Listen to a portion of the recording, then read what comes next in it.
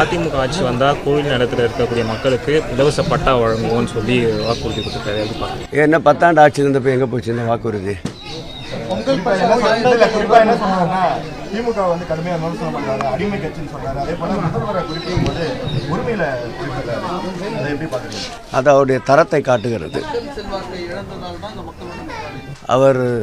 அவருடைய தரத்தை காட்டுகின்றது. அடிமை இயக்கம் யார் நடத்துகிறார்கள் என்பது அவர்களுக்கே புரியும். தினந்தோறும் ஒவ்வொரு நாளும் பிரச்சார பயணத்திலே ஒவ்வொரு விதமான கருத்துக்கள். தனித்தே நின்று ஆட்சியை பிடிப்போம் என்பது ஒரு நாள் கருத்து.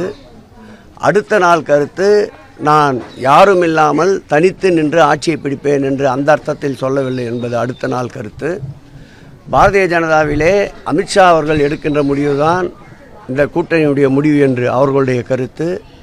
இவர்களுடைய கருத்து அடுத்த நாளே நாங்கள் எடுக்கின்ற முடிவு, நாங்கள் தான் இந்த கூட்டணிக்கு தலைமை என்று நாளொரு மேனியும் பொழுதொரு வண்ணமாக பொய்யிலே பிறந்து பொய்யிலே வளர்கின்ற புலவர் பெருமானாக இன்றைக்கு பல்டி பழனிசாமி தினந்தோறும் ஒவ்வொரு கருத்துக்களை கூறிக்கொண்டு வருகின்றார். திமுக வந்து 200 தொகுதிகளில் வெற்றி பெறும், தமிழ்நாடு முதலமைச்சர் மு க ஸ்டாலின் 2வது முறையாக ஆட்சி பொறுப்பேற்பார்னு சொல்லிட்டு வரீங்க.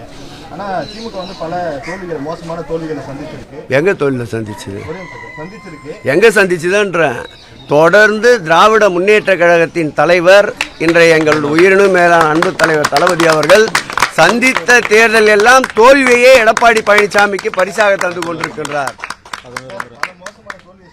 எங்க சந்திச்சுதுன்ற அண்ணாமலைக்கு தான் தோல்வியை திராவிட முன்னேற்ற கழகம் பரிசாக தந்து கொண்டிருக்கின்றது. ஆன்மீகம் தான் தமிழை வந்து வளர்த்தது. பெரியாரும் அண்ணாவும் வளர்க்கல, ஆண்டாலும் தமிழ் ஆன்மீகத்தை வளர்த்தது, ஆன்மீகம் தமிழை வளர்த்தது. இதில் மாறுபட்ட கருத்து இல்லை. அப்பரர், சுந்தரர், திருநாவுக்கரசர் போன்றவர்கள் தமிழுக்காக தொண்டு செய்வதற்கு கலப்பையை கையிலே பிடித்து ஊர் ஊராக நடந்தவர்கள். இதில் மாற்று கருத்து இல்லை. ஆன்மீகம் தமிழ், தமிழ் ஆன்மீகம் இரண்டும் ஒன்றரை கலந்துதான். இதில் ஏதோ புதிய கருத்து, புதிய சிந்தாந்தத்தை அவர் கண்டுபிடித்தது போல கூறுவது ஏற்புடையதல்ல.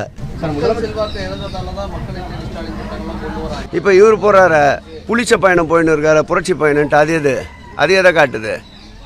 மக்களோடு இருக்கின்ற முதல்வர் தினந்தோறும் ஒரு திட்டங்கள், ஆட்சி பொறுப்பை ஏற்றவுடன் ஒட்டுமொத்தமான திட்டங்களையும் மக்களையே கொண்டு செல்ல முடியாது. மக்களுடைய தேவைகளை அறிந்துதான் ஒவ்வொரு காலகட்டத்திலும் ஒவ்வொரு திட்டங்களை கொண்டு செல்ல முடியும். மக்களுடைய தேவைகளை இன்றைக்கு அறிந்ததால் தான் இன்றைக்கு தினந்தோறும் 10,000க்கும் மேற்பட்ட 13 துறைகளை சார்ந்த 43 சேவைகளை கொண்ட உங்களுடன் எங்கள் முதல்வர் என்ற தலைப்பிலே பயணத்தை மேற்கொண்டிருக்கின்றார்கள்.